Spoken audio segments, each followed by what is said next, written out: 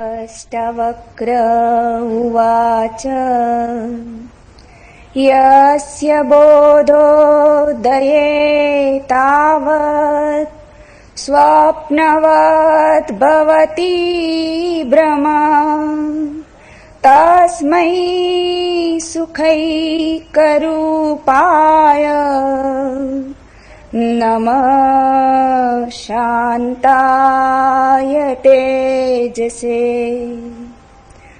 अर्जयित्वा अखिलानर्थान् भोगानाप्नोति पुष्कलान् न हि सर्वपरित्यागम्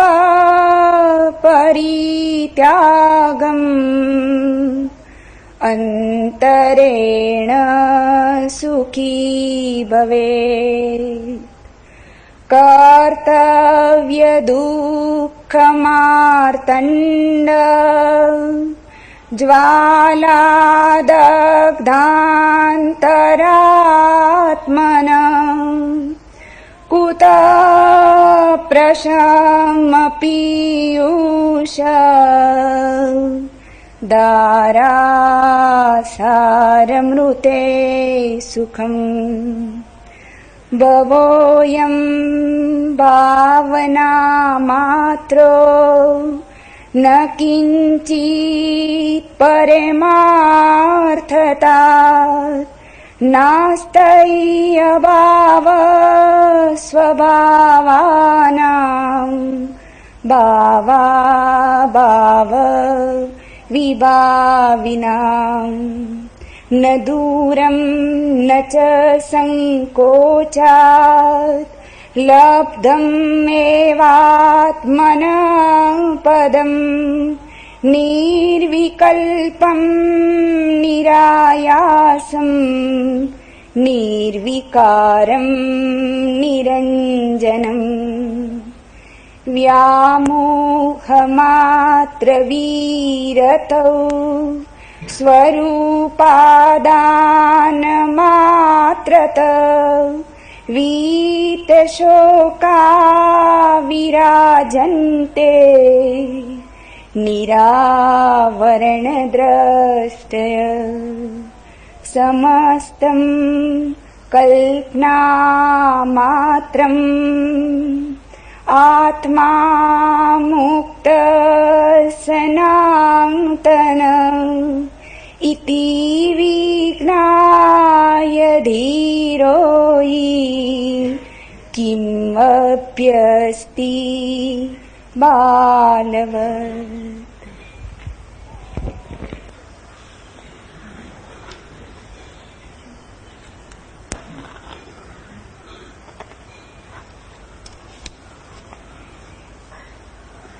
यस्य बोधोदय तावत् स्वप्नवत् भवति भ्रमा तस्मै सुखैकरूपाय नमः शान्ताय तेजसे।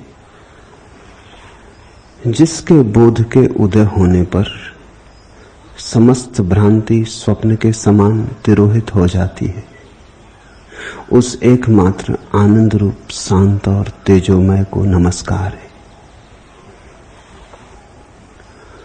परमात्मा को, सत्य को, अस्तित्व को हम तीन रूपों में देख सकते हैं। एक तू के रूप में, जैसा भक्त देखता है, स्वयं को मिटाता, मैं को गिराता और परमात्मा को पुकारता। जैसे प्रेमी अपनी प्रेयसी को देखता है, जैसे मां अपने बेटे को देखती, खुद को भूल जाता। परमात्मा तू की तरह प्रकट होता है। फिर एक रास्ता है ज्ञानी का, अहम ब्रह्मास्मि, परमात्मा मैं की भांति प्रकट होता है। और एक रास्ता है कहें न ज्ञानी का न भक्त का, अत्यंत संतुलन का। वो परमात्मा को वह के रूप में देखता, न मैं न तू, क्योंकि मैं और तू में तो द्वंद्व है। कहो तू कितना ही मैं को मिटाओ, तू कहने के लिए मैं तो बना रहेगा। तू में अर्थ ही ना होगा अगर मैं ना हो। कितना ही कहो मैं नहीं हूं, ये कहते ही तुम तो हो जाओगे, मैं बन जाएगा। अपने को पोंछ तो बिल्कुल, कहो कि पैरों की धूल हूं तब भी रहोगे। नहीं हूं ऐसी घोषणा में भी तुम्हारे होने की घोषणा ही होगी। जब तक तू है तब तक मैं से बचना संभव नहीं, क्योंकि मैं और तू एक ही सिक्के के दो पहलू हैं, अलग किए नहीं जा सकते। तू का अर्थ ही यही है कि जो मैं नहीं। तू की परिभाषा ही न हो सकेगी अगर मैं बिल्कुल गिर जाए। जलालुद्दीन रूमी की प्रसिद्ध कविता है, प्रेमी ने द्वार पर दस्तक दी प्रेयसी के, और पीछे से पूछा गया कौन आया है, कौन है? और प्रेमी ने कहा मैं हूं तेरा प्रेमी, और भीतर सन्नाटा छा गया। प्रेमी ने दोबारा दस्तक दी और कहा क्या मुझे पहचाना नहीं? मेरी आवाज, मेरे पदचाप पहचाने नहीं? मैं हूं तेरा प्रेमी। प्रेयसी ने कहा सब पहचान गई, लेकिन ये घर बहुत छोटा है, प्रेम का घर बड़ा छोटा है, इसमें दो ना समा सकेंगे, इसमें एक ही समा सकता है। कबीर ने कहा है ना, प्रेम गली अति सांकरी, ताम दो ना समा है। और जलालुद्दीन अपनी कविता में कहता है कि प्रेमी चला गया। ये सूफियों की बड़ी मूलभूत धारणा है, प्रेमी चला गया। उसने वर्षों मेहनत की, चांद आए गए, सूरज उगे डूबे, उसने सब फिक्र छोड़ दी, उसने अपने मैं को बिल्कुल मिटा डाला। फिर आया वर्षों के बाद, द्वार पर दस्तक दी, वही प्रश्न कौन है? इस बार उसने कहा तू ही है और कोई नहीं। और रूमी कहता है द्वार खुल गए। अगर मुझसे पूछो तो मैं कहूंगा द्वार भी खुलने नहीं चाहिए। अगर उपनिषदों से पूछो तो उपनिषद भी कहेंगे द्वार भी खुलने नहीं चाहिए, जरा जल्दी खुल गए। ये कविता थोड़ी और आगे जानी चाहिए, क्योंकि जब प्रेमी ने कहा तू ही है, तब कितना ही अप्रगट सही, लेकिन मैं तो हो गया, नहीं तो तू कौन कहेगा? सन्नाटा नहीं है अभी तू की आवाज उठती तो तू की आवाज बिना मैं के तो उठ सकती नहीं। कहीं छिपा मैं मौजूद है, किसने दिया उत्तर? अगर जलालुद्दीन रूमी कहीं मुझे मिल जाए तो उससे कहूंगा कविता पूरी कर दो, ये अधूरी है। अगर मुझे कविता पूरा करना हो तो मैं कहूंगा प्रेयसी ने फिर कहा वही, इस घर में दो ना समा सकेंगे। ये घर बड़ा सकरा है। माना कि तुम अब अप्रगट होके आए हो, लेकिन अभी भी तुम हो। छिप के आए हो मगर अब भी तुम हो। पर्दा करके आए हो, पर्दे की ओट में आए हो मगर अब भी तुम हो। घूंघट डाल के आए हो मगर अब भी तुम हो। बुरके से धोखा ना होगा। और मैं कहूंगा प्रेमी फिर वापस चला गया, और तीसरी बार आता ही नहीं, क्योंकि कैसे आएगा? आने के लिए तो मैं चाहिए। तीसरी बार तो प्रेमी आता नहीं, प्रेयसी उसे खोजने जाती। जिस दिन उसका मैं बिल्कुल मिट जाता। तो मैं तुमसे कहता हूं, परमात्मा को पाने तुम्हें जाने की जरूरत नहीं है। तुम अगर बिल्कुल ना हो जाओ तो परमात्मा आता है। आना ही चाहिए। तुमने शर्त पूरी कर दी। तुम जाओगे भी खोजने कहां? तुम किसे खोजोगे? तुम जब तक खोजोगे तुम रहोगे। खोजने वाले में तो मैं छिपा ही रहेगा, खोजी तो रहेगा। और जब तक तुम खोजोगे तुम्हारी नजर रहेगी। किसको खोजोगे? तुम्हारी कोई धारणा रहेगी, तुम्हारा कोई मन में छिपा हुआ भाव रहेगा। तुम वही तो खोजोगे ना जो तुम खोज सकते हो। परमात्मा को कैसे खोजोगे? तुम्हारी धारणा का परमात्मा होगा। जब तक तुम हो तुम्हारी धारणा का जाल रहेगा। और अगर कभी तुम्हें कोई परमात्मा मिल भी जाए तो वो तुम्हारा स्वप्न ही होगा। इसलिए हिंदू कृष्ण से मिल जाएगा, ईसाई क्राइस्ट के दर्शन कर लेगा, बौद्ध बुद्ध की प्रतिमा के सामने खड़ा होते होते धीरे धीरे एक दिन अंतर प्रतिमा पैदा कर लेगा। वो कल्पना का ही जाल है, भावना मात्रम, भावना से ज्यादा कुछ भी नहीं। बड़ी प्यारी भावना है, लेकिन है तो भावना ही, है तो अपनी ही कल्पना का विस्तार, है तो आत्म सम्मोहन ही, ऑटो हिप्नोसिस, इससे ज्यादा नहीं। सुंदर है, शुभ है, प्रीतिकर है, फिर भी सत्य नहीं। सत्य ना तो सुंदर है ना असुंदर, सत्य ना तो कड़वा है ना मीठा, सत्य ना तो फूल है ना कांटा, सत्य तो द्वंद्व के अतीत है। तो सत्य ना तो मैं है ना तू, सत्य तो वह है। इसलिए उपनिषद कहते हैं तत्वमसि श्वेत केतु, हे श्वेत केतु तू वह है। वह बड़ी निष्पक्ष धारणा है, न मैं न तू, दोनों के पार।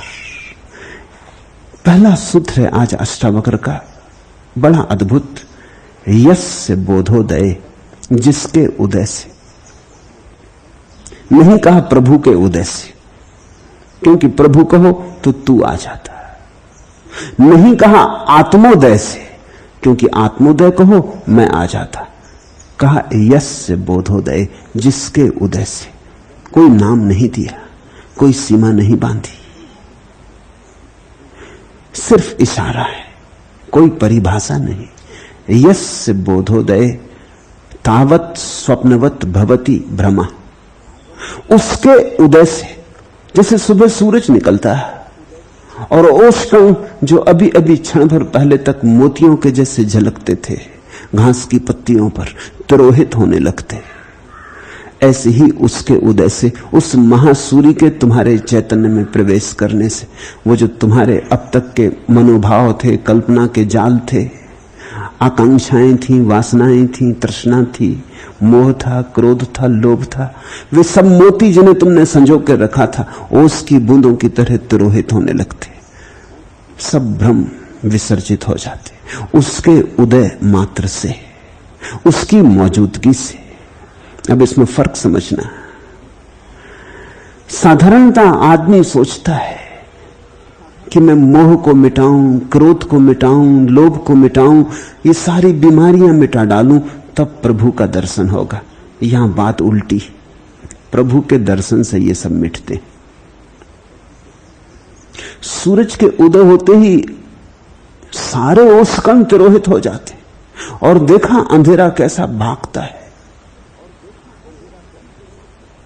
और तुम अगर ओसकणों को एक एक मिटाने लगोगे तो क्या मिटा पाओगे? और अगर तुम अंधेरे को काटने लगोगे तो क्या काट पाओगे? उदय होते ही सूर्य के अंधेरा नहीं रह जाता, ओसकण तिरोहित होने लगते, विदा होने लगते, उनकी घड़ी गई, उनकी मृत्यु का क्षण आ गया।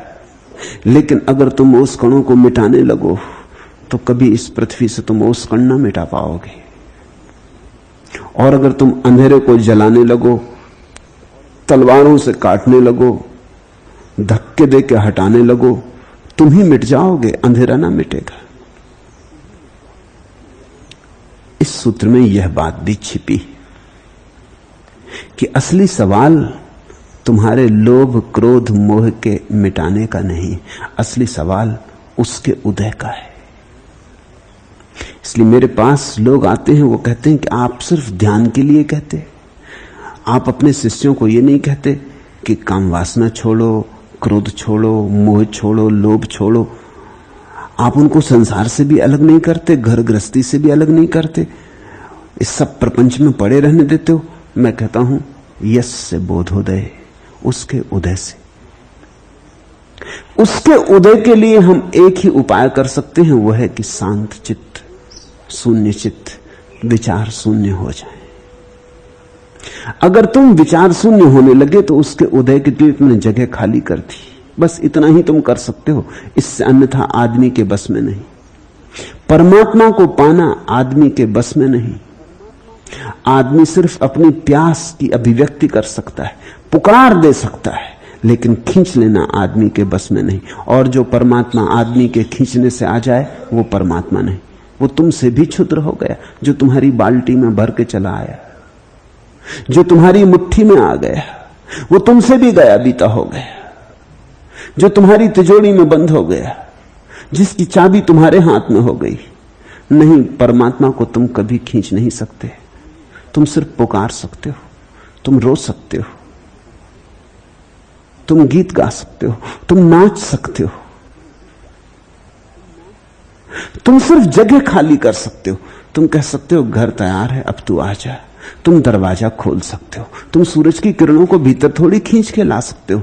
दरवाजा खोल के बैठ जाओ, जब आना होगा आ जाएगा, जब घड़ी पकेगी, मौसम पूरा होगा, समय आएगा आ जाएगा।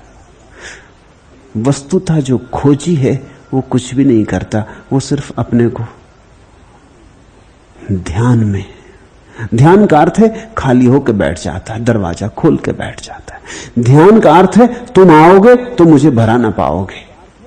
तुमने अगर द्वार पे दस्तक दी तो मैं सुन लूंगा, मैं अपने विचारों में उलझा ना रहूंगा। नहीं तो बहुत बार होता है द्वार पर वो दस्तक देता, शायद रोज ही देता ही होगा, क्योंकि तुम ही तो उसे नहीं खोज रहे, वह भी तुम्हें खोज रहा है। ये खेल एक तरफा नहीं है, ये आग एक तरफा लगी नहीं है, ये दोनों तरफ लगी है तो ही तो मजा है। तुम ही अगर प्रेयसी को खोज रहे हो, प्रेयसी तुम में उत्सुकी नहीं है, तो ये प्रेम का फूल कभी खिलेगा नहीं। जब प्रेमी और प्रेयसी दोनों खोजते हैं तभी प्रेम का फूल खिलता है। जब दोनों पागल हैं तभी पूरे प्रेम का फूल खिलता है। परमात्मा भी तुम्हें खोज रहा है, आता भी है। रविन्द्रनाथ का एक गीत है कि एक रात एक महामंदिर में मंदिर के बड़े पुजारी ने स्वप्न देखा कि प्रभु ने कहा है कि कल मैं आता हूं। पुजारी को भरोसा ना आया। पुजारी तो जगत में सबसे ज्यादा नास्तिक होते हैं, क्योंकि धंधे के भीतरी राज उनको मालूम होते हैं, वो आस्तिक हो नहीं सकते। आस्तिकता तो उनके लिए शोषण का उपाय है। तुम कभी किसी वैज्ञानिक को तो आस्तिक पा सकते हो, शायद कभी किसी कवि में तुम्हें झलक मिल जाए आस्तिकता की।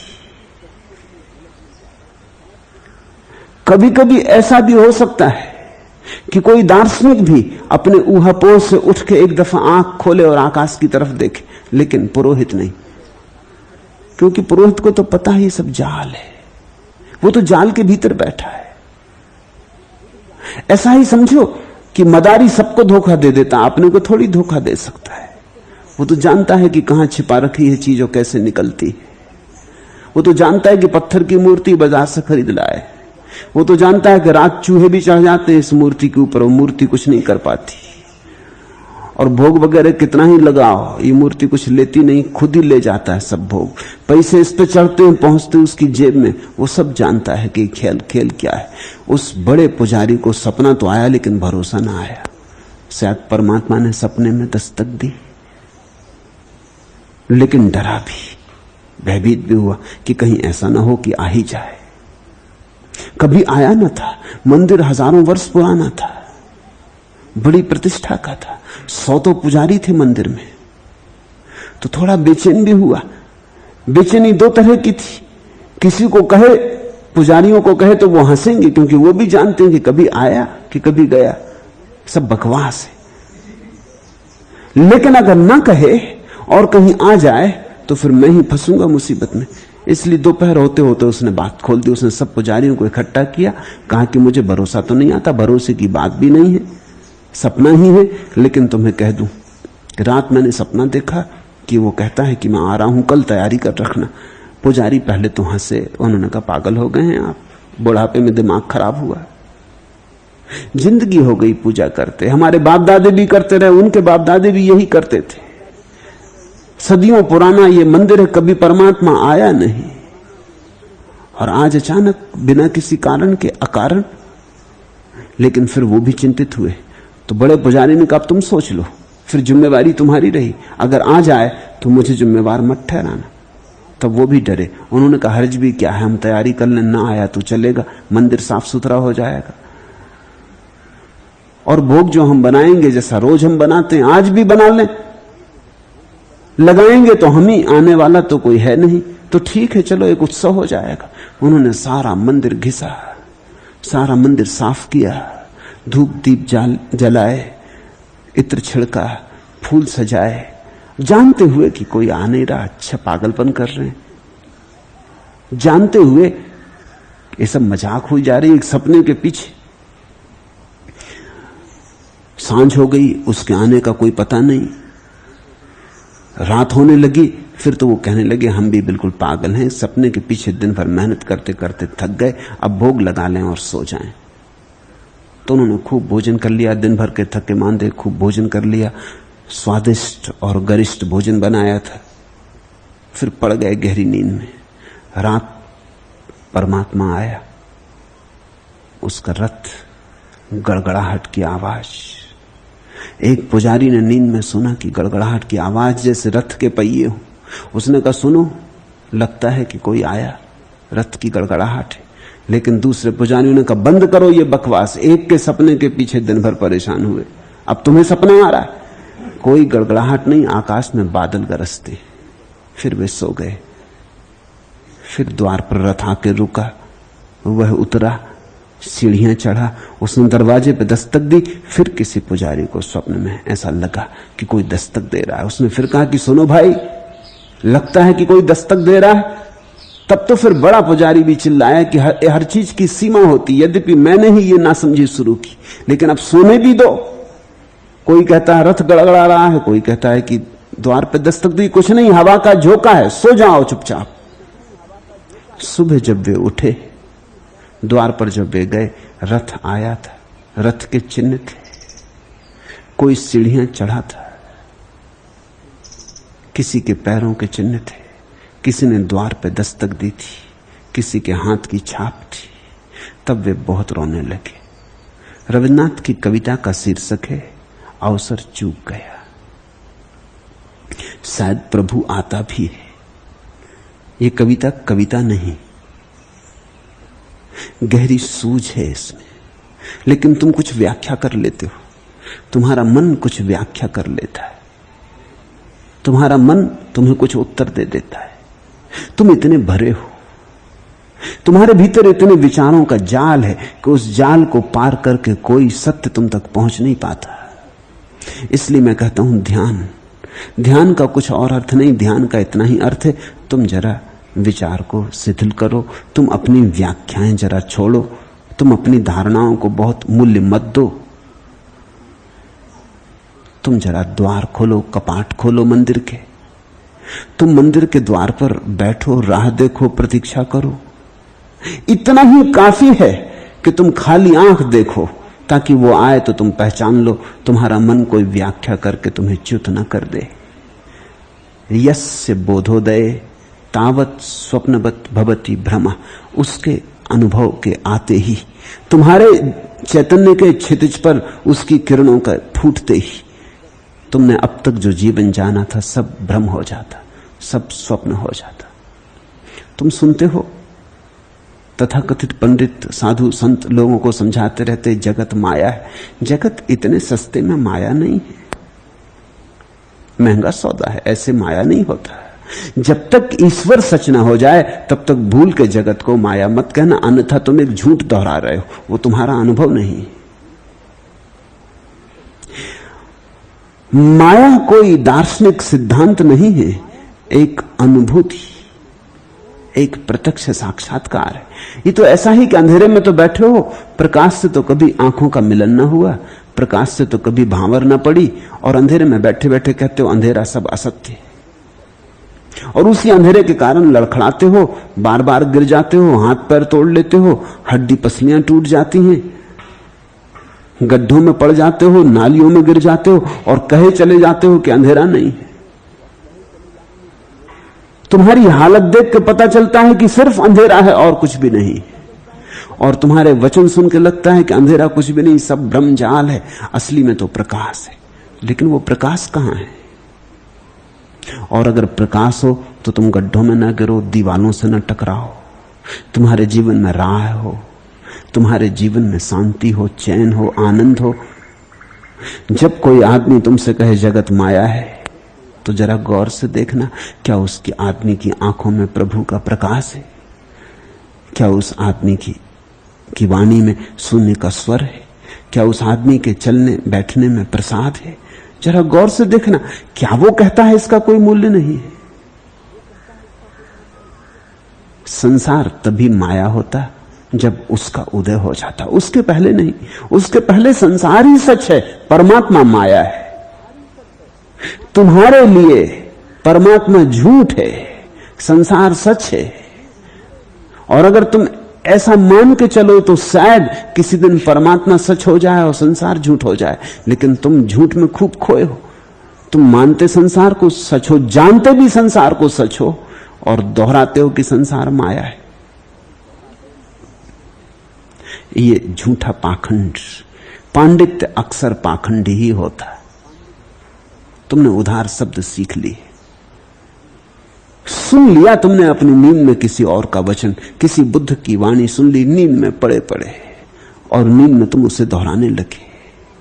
उसका कोई संस्पर्श नहीं हुआ, तुम्हारे जीवन में वो छुई नहीं, तुम्हारे प्राण उससे बदले नहीं। अब कोई कितना ही लाख चिल्लाए कि सुबह हो गई, सूरज निकला, अंधेरा झूठ है, और हाथ में लालटेन लिए चल रहा हो, तो तुम क्या कहोगे? तुम कहोगे अगर सूरज निकल गया, अंधेरा झूठ है, तो लालटेन किस लिए लिए हो? तुमने साधु सन्यासियों को देखा, एक तरफ कहते हैं संसार माया, दूसरी तरफ समझाते हैं छोड़ो, त्याग करो। अब माया है तो माया का कोई त्याग कर सकता? जो है ही नहीं उसका त्याग कैसे? एक तरफ कहते हैं संसार है ही नहीं, और दूसरी तरफ कहते हैं सावधान, कामनी कांचन से बचना। जरा इनकी वाणी तो सुनो, लालटेन लटकाए हुए हैं हाथ में, और कहते हैं लालटेन संभाल कर रखना, और तेल लालटेन में डालते रहना, हालांकि सूरज निकला हुआ और अंधेरा झूठ है। इनका पागलपन तो देखो। अगर वस्तुतः ईश्वर है और संसार माया है, तो तुम्हारे जीवन में स्वच्छंदता होगी, नियम नहीं हो सकता। यही तो अष्टावक्र का महासूत्र है कि सत्य की सुगंध स्वच्छंदता है। और ध्यान रखना, स्वच्छंदता का अर्थ उद्दंडता नहीं है। स्वच्छंदता का अर्थ है जो स्वयं के आंतरिक छंद से जीने लगा। अब कोई नियम नहीं रहे, अब बोध ही नियम है, अब जागरूकता ही एकमात्र अनुशासन है। अब बाहर का कोई अनुशासन नहीं। अब ऐसा करना चाहिए और ऐसा नहीं करना चाहिए, ऐसी कोई मर्यादा नहीं। अब तो जो उठता है होता है, क्योंकि परमात्मा ही है। तो अब तो ऐसा हो ही नहीं सकता कि क्या नहीं करना चाहिए और क्या करना चाहिए, उसके अतिरिक्त कोई है ही नहीं। सच तो यह है, जैसे ही तुम्हें लगा कि संसार माया है, तुम्हें यह भी पता चल जाता है कि तुम भी माया हो। तो अब कौन नियम पाले, कौन मर्यादा संभाले? अब तो वही है, वही अमर्याद, वही स्वच्छंद, उसका ही रास है। यस्य बोधोदय तावत स्वप्नवत भवति भ्रमा। तब उसके बोधोदय पर, उसके जागरण पर। और इस बोधोदय का क्या अर्थ हुआ? इसका अर्थ हुआ वह तुम्हारे भीतर सोया पड़ा है, जाग जाए बस, जरा करवट लेके उठा है बस। कहीं जाना नहीं है, थोड़ी जाग लानी। जैसे हो तुम ऐसे ही थोड़ी आंख खोलनी, थोड़े होश से भरना। ऐसे मूर्छित मूर्छित सोए सोए ना चलो, थोड़े जाग के चलने लगो। तस्मै सुखेक रूपाय नमः शांताय तेज से। उस एकमात्र आनंद रूप शांत और तेजोमय को नमस्कार है। सुनते हैं, नमस्कार राम के लिए नहीं, नमस्कार अल्लाह के लिए नहीं, नमस्कार उस तेजो में आनंद रूप शांति धर्मा के लिए, नमस्कार उस बोध के लिए, नमस्कार उस सूर्य के लिए जिसके प्रकट होते ही सब अंधकार तिरोहित हो जाता है। अष्टावक्र के ये वचन किसी संप्रदाय और किसी धर्म के लिए नहीं। अष्टावक्र के इन वचनों का कोई नाता किसी जाति, किसी देश, किसी समाज से नहीं। और जब तक तुमने अल्लाह को नमस्कार किया तब तक तुम्हारा नमस्कार व्यर्थ जा रहा है, याद रखना। और जब तक तुमने राम को नमस्कार किया तब तक तुम हिंदुओं को नमस्कार कर रहे हो, राम को नहीं। और जब तक तुमने बुद्ध के चरणों में सिर झुकाए तब तक तुम बौद्ध हो, धार्मिक नहीं। जिस दिन तुम्हारा नमस्कार जागरण मात्र को, बोध मात्र को, उस दिन तुम्हारा नमस्कार सारे अस्तित्व के प्रति हो जाएगा। उस दिन तुम्हारे ऊपर किसी मंदिर, मस्जिद, गुरुद्वारे की कोई सीमा न रह जाएगी। उस असीम को नमस्कार करते ही तुम भी असीम हो जाओगे। होना भी ऐसा ही चाहिए। असीम को नमस्कार करो और तुम सीमित रह जाओ तो नमस्कार व्यर्थ गया। नमस्कार का अर्थ क्या होता है? नमस्कार का अर्थ होता है झुक जाना, नमन, लीन हो जाना, अपने को डुबा देना। नमस्कार का अर्थ वही होता है जो अगर तुम नदी के साथ भागते हुए जाओ और जब नदी सागर में गिरती वहां जो घटता है उसे देखो गौर से। नदी नमस्कार कर रही सागर को, सागर में लीन हुई जा रही। अगर नमस्कार के बाद तुम बच रहे तो नमस्कार नहीं, तो तुमने धोखा कर दिया, तो तुमने औपचारिक जयराम जी कर ली। तुम डूबे नहीं, तुम मिटे नहीं। नमस्कार के बाद बचोगे कैसे? भट्टो जी दीक्षित बंगाल के एक बहुत अद्भुत व्याकरणाचार्य हुए। वो 60 वर्ष के हो गए।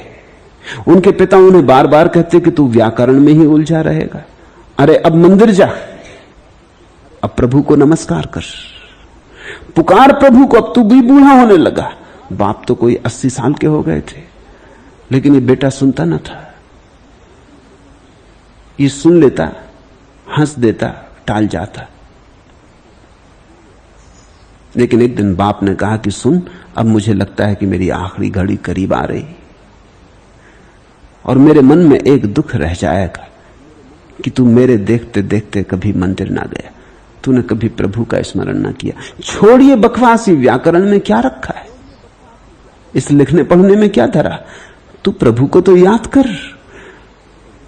भट्टो जी दीक्षित ने कहा कि अब आप मानते नहीं तो मुझे आपसे कहना पड़े।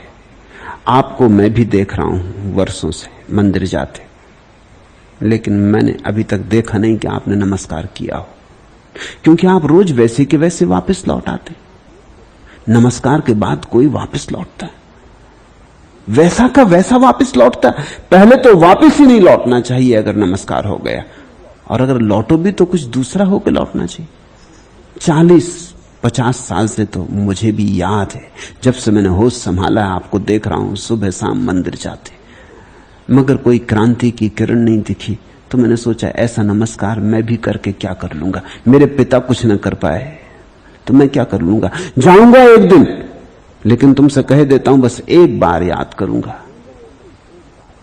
और आप तो जानते हैं मैं व्याकरण के पीछे पागल हूं। तो उसने कहा कि राम राम क्या कहना, एक बार रामा, बहुवचन कह देंगे, खत्म हुआ। बार बार राम राम राम राम राम राम कहते रहना जिंदगी भर। एक वचन कहने से क्या सार है? बहुवचन में एक दफा कह देंगे, समझ लेगा, समझ लेगा, नहीं समझा, बात खत्म हो गई, दोबारा कुछ कहने को बचा नहीं। और कहते हैं वो गया और एक बार रामा कहा और वहीं गिर गया। उड़ गए प्राण पखेरु। घड़ी बर्बाद। लोगों ने आके घर खबर दी पिता को कि आप क्या बैठे कर रहे हैं, आपका बेटा तो जा चुका है। सारा गांव इकट्ठा हो गया कि जो कभी मंदिर में ना आया था, एक बार आके राम को एक बार पुकार के अनंत यात्रा पे निकल गया। मामला क्या हुआ? पिता रोने लगे। पिता ने कहा वो ठीक ही कहता था कि एक ही बार कहूंगा, लेकिन प्राणपण से कह दूंगा, पूरा पूरा कह दूंगा, सब लगा के कह दूंगा। ऐसा रत्ती रत्ती रोज रोज दोहराना क्या सार है? और अक्सर ऐसा होता है कि रोज रोज दोहराने से, रत्ती रत्ती दोहराने से तुम्हारी दोहराने की आदत हो जाती है, तुम यंत्रवत दोहराए चले जाते। लोग बिल्कुल यंत्रवत झुकते हैं। मंदिर देखा, झुक गए। इसमें कुछ भी अर्थ नहीं, कोई प्रयोजन नहीं। बचपन से बंधी एक यांत्रिक आदत है। हिंदू मंदिर आ गया, झुक गए। जैन मंदिर आ गया, झुक गए। मैं एक यात्रा पर था और एक दिगंबर जैन महिला मेरे साथ यात्रा पर थी। उसने कसम खा रखी थी कि जब तक वो मंदिर में जाके नमस्कार न कर ले महावीर को, तब तक भोजन न करेगी। बड़ी झंझट खड़ी होती। सभी गांवों में जैन मंदिर नहीं भी है। एक गांव में मैं गया तो मैंने देखा जैन मंदिर है, तो मैं भागा हुआ आया। मैंने उससे कहा आज बड़े शुभ का समय है, तू जल्दी जा, मंदिर है। वो गई वहां से उदास लौटी। उसने कहा कि वो हमारा मंदिर नहीं, वो श्वेतांबर जैन मंदिर, दिगंबर जैन मंदिर चाहिए। मैं तो महावीर को नमस्कार करती हूं नग्न, ये कोई महावीर सजे बजे, ये महावीर नहीं। महावीर तो वीतराग रूप हो तो ही। महावीर में भी फर्क है, श्वेतांबर का महावीर, दिगंबर का महावीर। जबलपुर में मैं वर्षों तक था, वहां गणेशोत्सव पर गणेश की जुलूस निकलता, तो वहां नियम है कि ब्राह्मण का गणेश, ब्राह्मण टोले का गणेश पहले, फिर दूसरा टोला, ऐसे जैसा कि वर्ण व्यवस्था से होना चाहिए। एक बार ऐसा हुआ कि ब्राह्मणों के टोले के गणेश के आने में थोड़ी देर हो गई और चम्हारों के गणेश पहले पहुंच गए। तो ब्राह्मणों ने तो बर्दाश्त नहीं किया, उन्होंने तो जुलूस रुकवा दिया। उन्होंने कहा हटाओ चम्हारों के गणेश को, चम्हारों के गणेश, हद हो गई, आगे चले जा रहे हैं चम्हारों के गणेश, जैसे गणेश भी चम्हार हो गए। सत्संग का परिणाम तो होते ही चम्हारों की दोस्ती करोगे, चम्हार हो जाओ। हटवा दिया, दंगा फसाद की नौबत आ गई। जब तक हटवा ना दिया पीछे ब्राह्मणों ने गणेश को, अपने गणेश को आगे ना कर लिया, तब तक जुलूस आगे ना बढ़ सका। ईश्वर की तुम्हारी धारणा भी बड़ी संकीर्ण है। तुम नमस्कार करते हो तो उसमें भी हिसाब रखते हो। नमस्कार का तो अर्थ ही होता है बेहिसाब। ये जो चारों तरफ विराट मौजूद है, इसमें झुको, इसमें नदी की तरह लीन हो जाओ, जैसे नदी सागर में खो जाती। तस्मयी सुखे रूपाय, उस सुख रूप में झुकता हूं। नमः शांताय तेज से, उस तेजस्वी में झुकता हूं, उस शांति के सागर में झुकता हूं। बुद्ध के पास लोग आते थे तो उनके चरणों में झुक के कहते, बुद्धम शरणम गच्छामि। किसी ने बुद्ध से पूछा कि आप तो कहते हैं कि किसी के चरण में मत झुको, लेकिन लोग आपके चरणों में झुकते हैं, कहते हैं बुद्धम शरणम गच्छामि, आप रोकते नहीं। तो बुद्ध ने कहा मैं रोकने वाला कौन, वो मेरी शरण थोड़ी झुकते, बुद्ध की शरण झुकते। बुद्धत्व कुछ मुझ में सीमित थोड़ी। बुद्धत्व यानी जागरण की दशा। मुझसे पहले हजारों बुद्ध हुए हैं, मेरे बाद हजारों बुद्ध होंगे। जो आज बुद्ध नहीं है वो भी बुद्धत्व को तो भीतर संभाले हुए, किसी दिन प्रकट होगा। अभी बीज हैं, कभी वृक्ष बनेंगे, अभी कली हैं, कभी फूल बनेंगे, अभी छुपे हैं, कभी प्रकट हो जाएंगे। बुद्धम शरणम गच्छामि, वे बुद्ध की शरण जाते, उसका अर्थ ये नहीं कि मेरी शरण जाते। मैं कौन? अगर मेरी शरण जाते तो गलत जाते, अगर बुद्धत्व की शरण जाते तो ठीक जाते। मैं रोकने वाला कौन, मैं बीच में आने वाला कौन? नमन तुम्हारा उसके प्रति हो, प्रकाश रूप, शांति रूप, सुख रूप, जिसके उदय से सारा संसार ब्रह्मात्र हो जाता। संसार में तो हमारे ऐसे लगाव हैं कि मरते दम तक नहीं छूटते। मरता मरता आदमी भी, मैंने सुना एक सेठ नदी में डूब रहा था, एक गरीब भिखमंगे ने दौड़ के बचाया। कठिन था बचाना, क्योंकि सेठ भारी बजनी था, बड़ा पेट, बड़ा सेठ, गरीब भिखमंगा, हड्डी पसली सूखी, मगर किसी तरह खींच के लाया। उनको बचाने में अपनी भी जान दांव पर लगा थी। सेठ ने जब आंखें खोली, थोड़ा होश संभाला, तो 1 रुपए का नोट दिया उसे और कहा, तूने मुझे बचाया, ये 1 रुपया ले, किसी दुकान से जाके भुना ला, 8 आने तू रख लेना, 8 आना मुझको दे दे। उस भिखमंगे का, सेठ यहां तो कोई आसपास दुकान दिखाई नहीं पड़ती, और अब 8 आने के पीछे क्या पंचायत करनी, आप संभाल कर रखो, जब दोबारा डूबो तब पूरा नोट ही दे देना।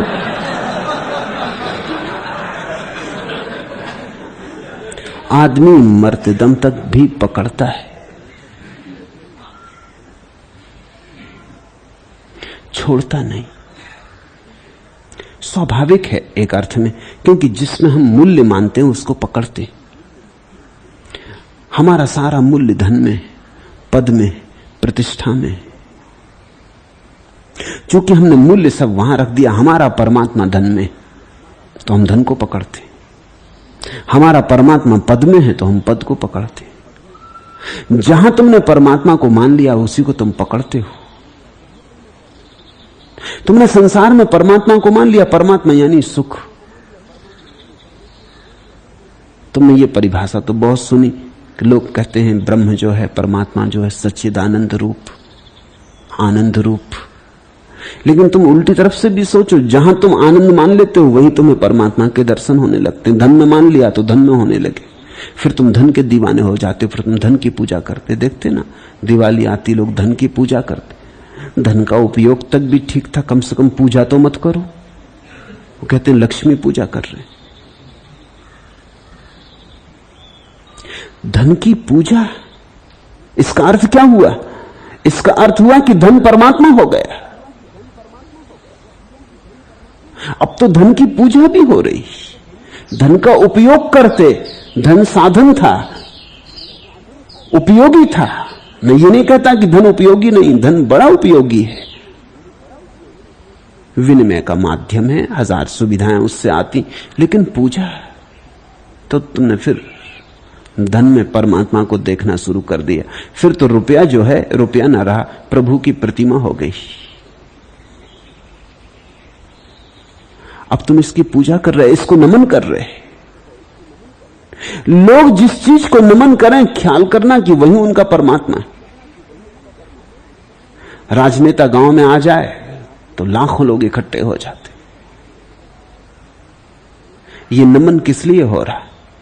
पद में पूजा है, पद में परमात्मा दिखाई पड़ता है। जिसके पास ताकत है, यही राजनेता कल पद पर न रह जाएगा तो स्टेशन पर लेने कुत्ते भी नहीं जाते। आदमी की तो बात छोड़ो, खुद का कुत्ता भी पूंछ नहीं हिलाएगा कि छोड़ो भी, जब थे।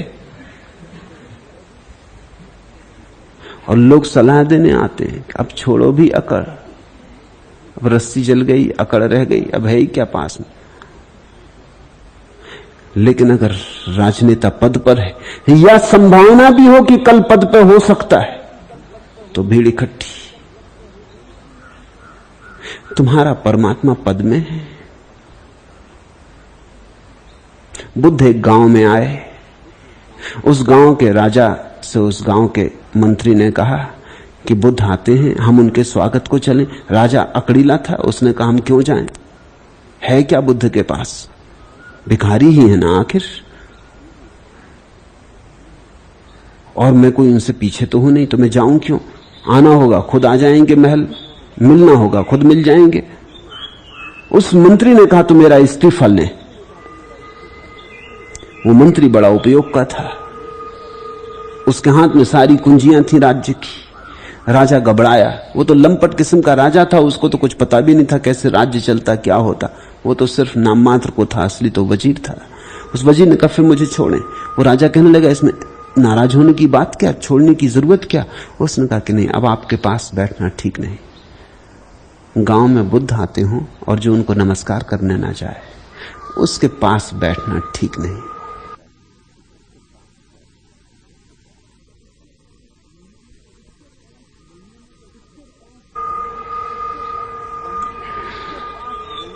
इसके पास रहने में तो खतरा है, ये तो बीमारी लगने का डर है।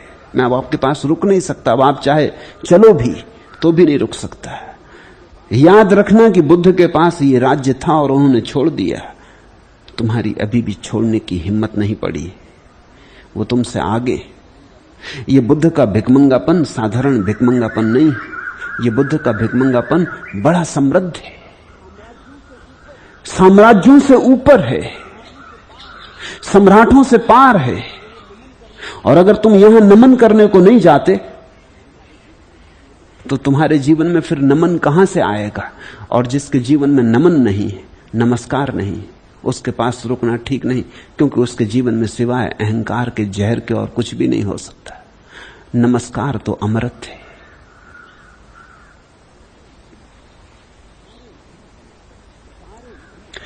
सारे धन कमाकर मनुष्य अतिशय भोगों को पाता है, लेकिन सबके त्याग के बिना सुखी नहीं होता। अर्ज इत्वा अखिलान अर्थान भोगान आपनोति पुष्कलान नहीं सर्व परित्याग मंत्रेण सुखी भवेत।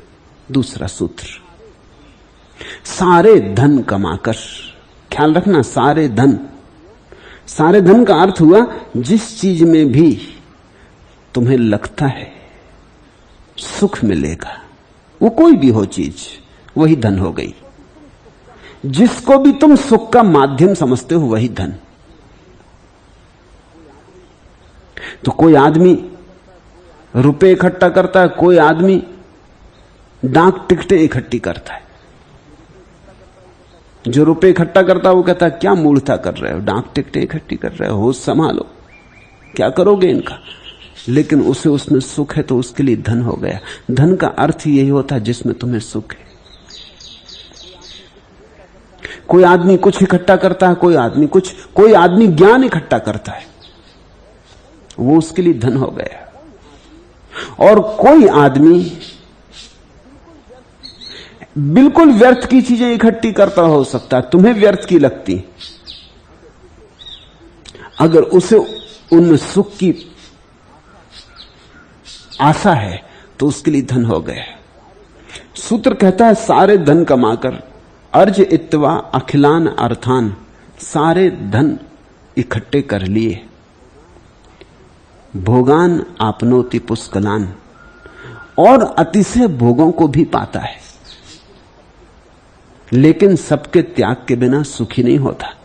अष्टावक्र भोग और सुख में फर्क कर रहे हैं। अब इसे समझो। साधारणता तुम तो सोचते हो भोग यानी सुख, लेकिन भोग को अगर गौर से देखो तो तुम पाओगे भोग में कभी सुख होता नहीं। भोग में तो एक तनाव है, उत्तेजना है। भोग में तो एक ज्वरग्रस्त दशा है, शांति नहीं। शांति के बिना सुख कहां। जो आदमी धन इकट्ठा कर रहा है वो सोचता है कि इकट्ठा कर लूंगा तो सुख होगा। उसका सुख सदा भविष्य में होता है, कभी होता नहीं। वो कितना ही इकट्ठा कर ले, इकट्ठा करने में दुख बहुत होता है, क्योंकि चिंता करनी पड़ती, बेचैन रहना पड़ता, नींद खो जाती, अल्सर पैदा हो जाते, सिर दर्द बना रहता, रक्तचाप बढ़ जाता, हृदय के दौड़े पड़ने लगते। अमेरिका में तो वो कहते हैं कि जिस आदमी को 40 साल की उम्र तक हृदय का दौड़ा ना पड़े वो असफल आदमी। सफल आदमी को तो पढ़ना ही चाहिए, क्योंकि 40 साल और सफल आदमी को हृदय का दौड़ा ना पड़े। मेरे गांव में ऐसा समझा जाता था कि मारवाड़ी जब एक दूसरे के यहां विवाह करते तो वो पता लगा लेते हैं कितनी बार दिवाला डाला, क्योंकि दिवाले डालने से पता चलता है कितना धन होगा। धनी आदमी का लक्षण कितनी बार दिवाला डाला। अगर दिवाला नहीं डाला तो हालत खराब है, खस्ता है। ठीक ऐसा अमेरिका में कुछ दिन में जरूर लोग पूछने लगे कितने हार्ट अटैक हुए। नहीं हुए तो क्या भाड़ झोंकते रहे, करते क्या रहे। नाम धाम पद प्रतिष्ठा, तो हार्ट अटैक तो होना ही चाहिए। रक्तचाप कितना है, साधारण। तो जिंदगी गंवा रहे हो, कुछ कमाना नहीं। ये साधारण रक्तचाप तो आदिवासियों का होता है, और असफल आदमी या भिकमंगे, आवारा गिर्द, इनको नहीं होते हृदय के दौड़े वगैरह। चिंतातुर आदमी जो बड़ी महत्वाकांक्षा से भरा है, उसके पेट में अल्सर तो हो ही जाने चाहिए, घाव तो हो ही जाने चाहिए, क्योंकि चिंता घाव बनाती। चिंता एसिड की तरह गिरती पेट में और घाव बनाती। तो सभी महत्वाकांक्षी अल्सर से तो ग्रस्त होंगे ही। तो जो आदमी धन के लिए दौड़ता है सुख तो कभी नहीं पाता। हां, सुख की आशा में दौड़ता है, ये सच है। सुख की आशा में दुख बहुत पाता है, पाता दुख है, सुख की आशा रखता है, और सुख की आशा के कारण सब दुख झेल लेता। कहता कोई हर्ज नहीं, आज अल्सर है, आज हृदय का दौड़ा पड़ा, आज रक्तचाप बढ़ गया, कोई फिक्र नहीं, कल तो सब ठीक हो जाएगा, कल सब ठीक हो जाएगा, नहीं तो अगले महीने, नहीं तो अगले वर्ष, कभी ना कभी तो सब ठीक हो जाएगा। लोग कहते हैं कि देर हो सकती, अंधेर थोड़ी है। कभी ना कभी तो प्रभु प्रसन्न होगा, कभी तो हमारे भाव को समझेगा, हमारी चेष्टा को समझेगा, कभी तो पुरस्कार मिलेगा। अष्टावक्र कहते हैं सारे धन कमाकर मनुष्य अतिशय भोगों को पाता है, तो भोग का फिर क्या अर्थ हुआ? ऐसा समझो, मैं एक घर में मेहमान हुआ। कलकत्ता के बड़े से बड़े धनी व्यक्ति थे। मैं 11 बजे रात सो जाता हूं, तो जब मैं सोने के लिए जाने लगा तो वो बोले क्या आप सोएंगे अब? तो मैंने कहा क्या इरादा है? उन्होंने कहा नहीं, मुझे तो नींद ही नहीं आती, तो मैं तो सोचता था कुछ और देर बैठेंगे, बात करेंगे। मैंने कहा नींद नहीं आती, क्या तकलीफ है? अच्छा बिस्तर उपलब्ध नहीं है, अच्छी सैया नहीं? उन्होंने कहा अच्छी सैया तो है, इससे अच्छी और क्या हो सकती? तुम्हारे पास कमी क्या है? न बेटा है न बेटी है, और धन बहुत है।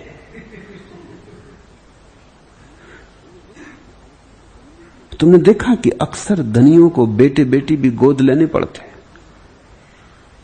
जीवन ऊर्जा इस तरह विकृत हो जाती, जीवन ऊर्जा इस तरह नष्ट हो जाती। धन इकट्ठे करने में लग गई तो अब बेटा पैदा करना मुश्किल हो जाता। खूब धन कमा लिया है, अब नींद में अड़चन क्या, सो क्यों नहीं जाते? और उन्होंने धन अपने ही हाथ से कमाया, बपोती से नहीं मिला है। और मैंने कहा कमाया किस लिए इतना अगर नींद गंवा दी? उन्होंने कहा मैं यही सोचता था कमाई की दौड़ में कि एक दिन जब सब ठीक हो जाएगा, चलो कुछ दिन ना सोए तो चलेगा। धीरे धीरे ना सोना आदत का हिस्सा हो गया। चिंताएं इतनी हैं भागदौड़ की, अब हालांकि चिंता का कोई कारण नहीं है, लेकिन अब पुरानी आदत पड़ गई। अब घाव में हाथ डाल के आदमी पुराने घाव को ही उघाड़ता रहता। कुछ न बचे चिंता का तो भी मस्तिष्क चलता रहता, मशीन चलती रहती।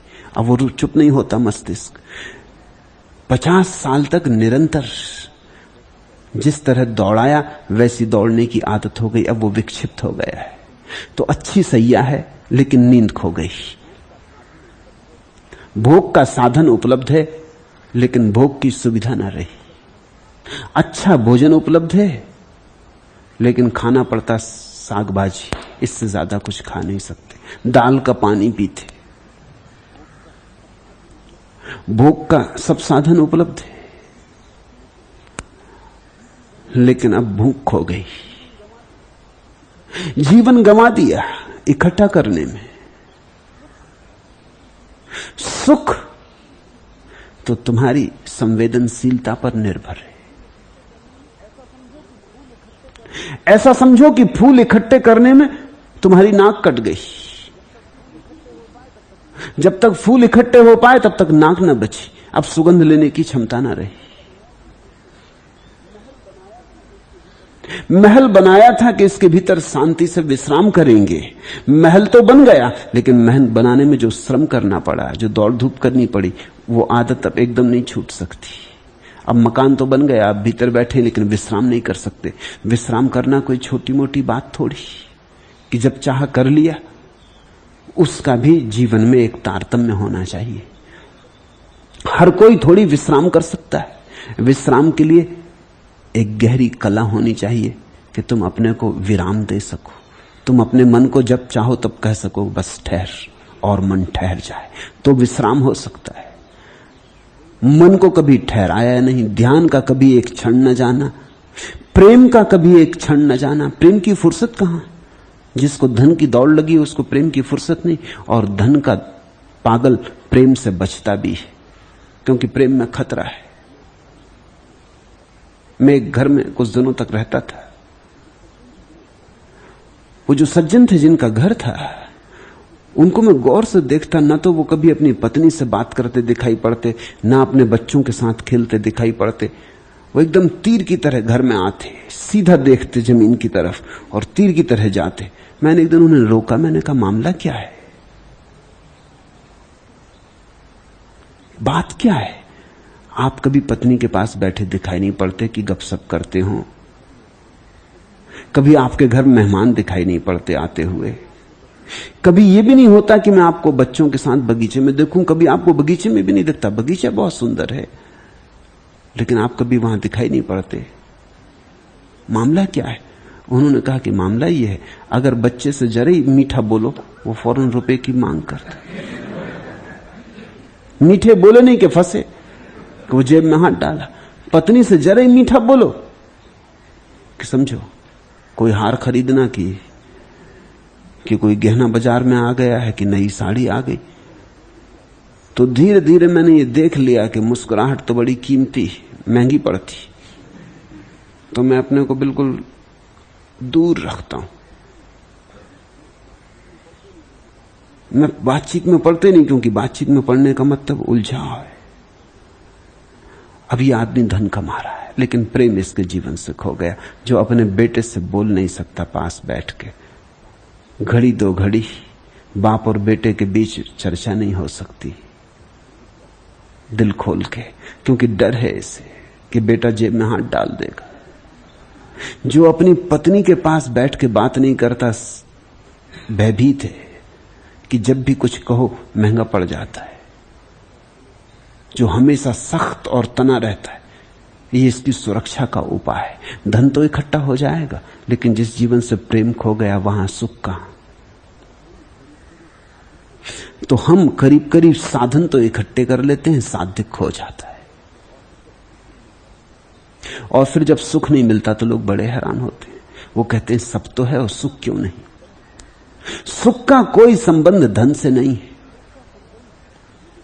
सुख का संबंध जीवन की किन्हीं और गहराइयों से। तुम्हारी क्षमताएं प्रखर होनी चाहिए, तुम्हारा बोध गहरा होना चाहिए, जीने की कला आनी चाहिए। तब कभी रूखी रोटी में भी इतना स्वाद हो सकता है। नहीं तो मिष्ठान भी, बहुमूल्य से बहुमूल्य भोजन भी व्यर्थ है। कभी रूखी सूखी रोटी भी ऐसी तृप्ति दे सकती है, लेकिन तृप्ति की कला आनी चाहिए। वह बड़ी और बात, धन के इकट्ठे करने से उसका कोई संबंध नहीं। अक्सर तो मैं देखता हूं कि धनी अविकसित रह जाता है, उसकी जीवन की कलियां खिल नहीं पाती, पखुड़ियां खिल नहीं पाती। एक ही दिशा में दौड़ने के कारण वो करीब करीब और सब दिशाओं के प्रति अंधा हो जाता है। वो हर चीज में धन ही देखता है। मेरे पास लोग आते हैं, वो कहते हैं कि ध्यान तो करें, लेकिन ध्यान से फायदा क्या है? सुन रहे हैं उनका प्रश्न? वो सोचते हैं ध्यान से भी कुछ बैंक बैलेंस बढ़े, फायदा, लाभ, इससे होगा क्या?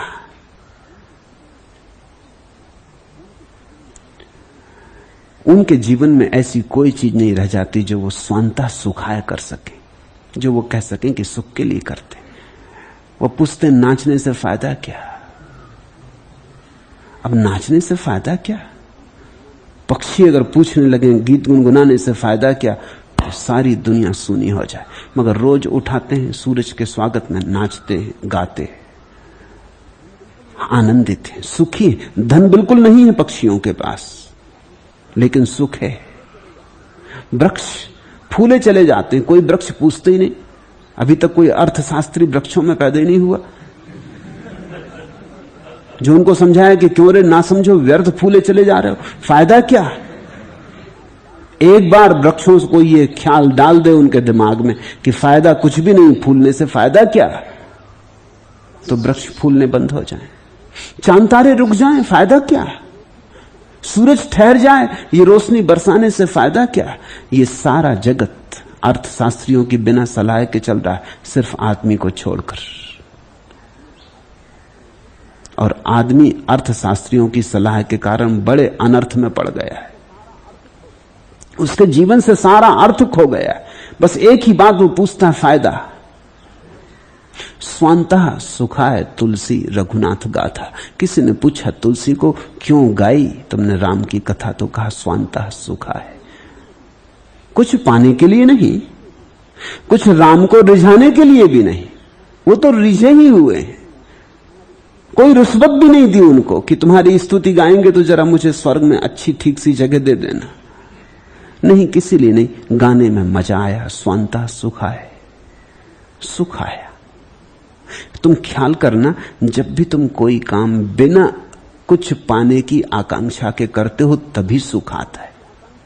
और जहां भी कुछ पाने की आकांक्षा है वहीं दुख है, वहीं तनाव है। धन से तो सुख मिल नहीं सकता, क्योंकि धन का मतलब ही यह है कि धन साधन है और सुख बाद में आएगा। रुपया हाथ में रखने से तो सुख किसी को भी आता नहीं। कितने ही रुपए के ढेर लग जाएं तो भी सुख नहीं आता। सुख मिलेगा धन के इकट्ठे होने से पहले। हम धन इकट्ठा कर लें, फिर सुख मिलेगा।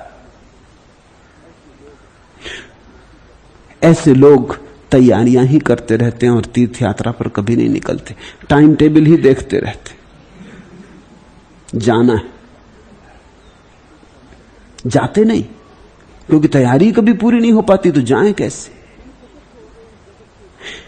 तुम चकित हो गए, इस जगत के बड़े से बड़े धनी लोग भी निर्धन से भी ज्यादा निर्धन होते। उनका बाहर का धन तुम देखोगे तो पाओगे बहुत धनी, उनके भीतर जरा झांकोगे तो पाओगे राख ही राख। वहां अंगार भी नहीं, वहां जरा भी ज्योति नहीं जलती, मुर्दा ही मुर्दा। धनी आदमी को जीवित तुम मुश्किल से पाओगे। कारण, क्योंकि जीवन ही बेच बेच के तो धन इकट्ठा कर लिया। जीवन की सारी संवेदनाएं, जीवन की सारी क्षमताएं, जीवन का सारा काव्य तो बेच डाला और धन इकट्ठा कर लिया, इस आशा में कि फिर कुछ मिलेगा। इसे मैं तुम्हें कह दूं, इस क्षण में है सुख, और अगर तुमने अगले क्षण में सोचा तो तुम धन लोलुप हो। इसलिए मैं तुमसे यह भी नहीं कहता कि सिर्फ धनी ही पागल है। जो सोच रहा है स्वर्ग में मिलेगा वो भी उतना ही पागल है। जो सोच रहा है परमात्मा को पालूंगा फिर सुख मिलेगा वो भी पागल है। क्योंकि सबका तर्क एक ही है। तर्क यह है कि कुछ होगा, मिलेगा, फिर सुख। सुख जैसे परिणाम में आएगा नहीं, सुख या तो अभी या कभी नहीं। तुम यहां बैठे हो, अगर तुम सोच रहे हो कि मुझे सुन के तुम समझ लोगे, समझ में से सार निचोड़ लोगे, फिर अपने जीवन का वैसा व्यवस्थापन करोगे, तब तुम सुख को पाओगे। तुम चूक गए। तब यही तुमने धन बना लिया, फिर ये भी धन हो गया, फिर यहां भी लोभ आ गया। लोग आते हैं, एक डॉक्टर, उनको मैंने कहा कि तुम बैठे बैठे नोट क्यों लेते रहते हो। उन्होंने कहा कि नोट इसलिए लेता हूं कि बाद में काम पड़ेंगे। मैंने कहा हद हो गई। मैं समझा समझा के परेशान हुआ जाता है कि बात की फिक्र मत करो, बात काम पड़ेंगे। अभी मैं तुम्हारे सामने कुछ मौजूद कर रहा हूं, तुम सुख ले लो, तुम सुखी हो जाओ। सुखी भवेत, अभी और यही। तुम ये क्षण जो सुख का बह रहा है मेरे और तुम्हारे बीच, इसे नोट लेके खराब कर रहे। तुम धन इकट्ठा कर रहे, फिर नोट यानी धन, फिर पीछे काम पड़ेंगे, फिर देख लेंगे उल्टा के कापी फिर संभाल कर रख लेंगे, फिर इसके अनुसार जीवन को बनाएंगे, ये टाइम टेबल बन जाएगा, लेकिन यात्रा कभी ना होगी। एक गांव में रामलीला हो रही थी। लंका से लौटते हैं राम सीता हनुमान, तो उतरता है पुष्पक विमान, रामलीला का विमान। तो एक रस्सी से बांध के एक डोला नीचे उतारा हुआ था, उसमें बैठते और रस्सी खींच ली जाती। अब ऊपर जो चढ़ा था अंधेरे में बैठा हुआ, उसको कुछ ठीक समय का बोध ना रहा, इसके पहले कि रामचंद्र जी चढ़ते उसने डोला खींच लिया। तो खड़े रह गए रामचंद्र जी, लक्ष्मण जी, हनुमान जी। हनुमान जी ने थोड़ी उछल कूद भी की, मगर फिर भी न पहुंच पाए, डोला एकदम चले ही गया। छोटे छोटे बच्चे थे गांव के जो बने थे, राम लक्ष्मण।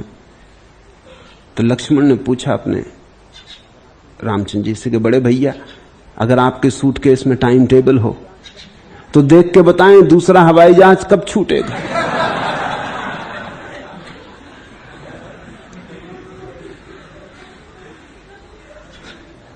कुछ लोग तो छिपाए हुए हैं टाइम टेबल सब जगह। टाइम टेबल का भी अध्ययन लोग ऐसे करते हैं जैसे कुरान बाइबल का कर रहे हैं। मैं ट्रेन में बहुत दिनों तक सफर करता था तो मैं देखता था टाइम टेबल लिए बैठे उसका अध्ययन कर रहे हैं। मैं कभी कहता भी कि आप घंटों से टाइम टेबल का अध्ययन कर रहे हैं, इसमें अध्ययन करने जैसा है भी क्या? वो कहते तो बैठे बैठे क्या करें।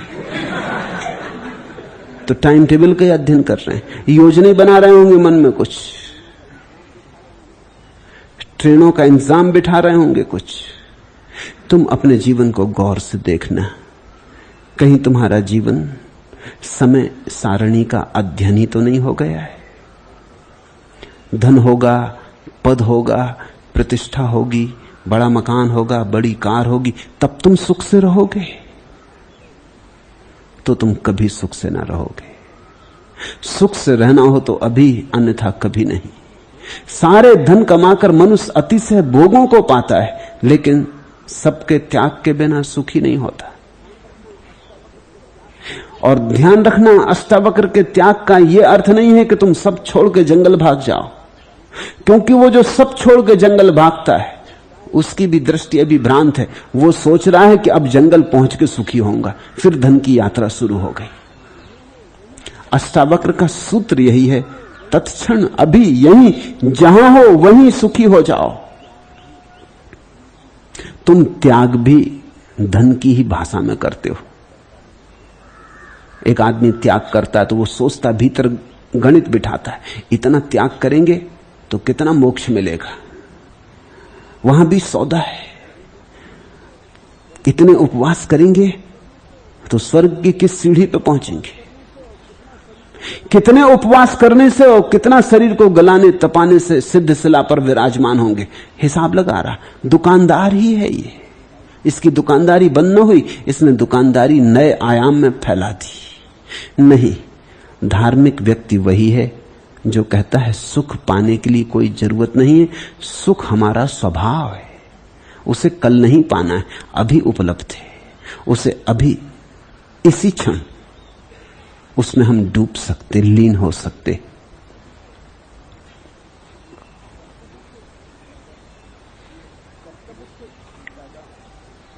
कर्तव्य से पैदा हुए दुख रूप सूर्य के ताप से जला है अंतर्मन जिसका, ऐसे पुरुष को शांत रूपी अमृतधारा की वर्षा के बिना सुख कहां।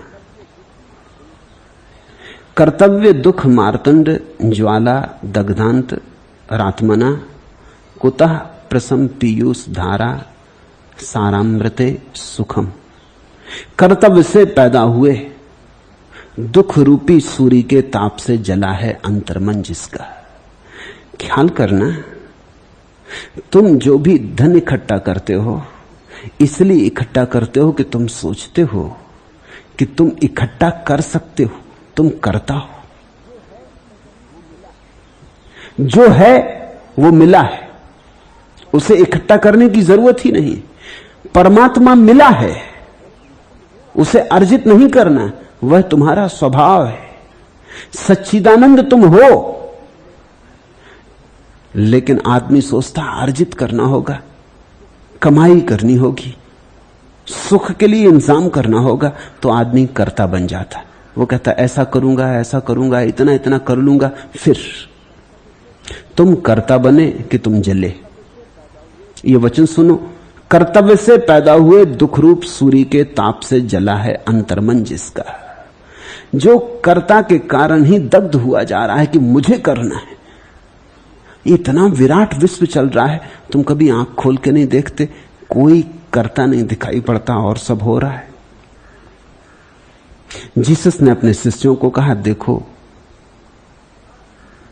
खेत में लगे फूलों को, लिली के ये छोटे छोटे फूल ना तो श्रम करते, ना अर्जन करते, फिर भी कैसे सुंदर है, कैसे मनमोहक। सम्राट सोलोमन भी अपनी सारी साज सज्जा में इतना सुंदर न था।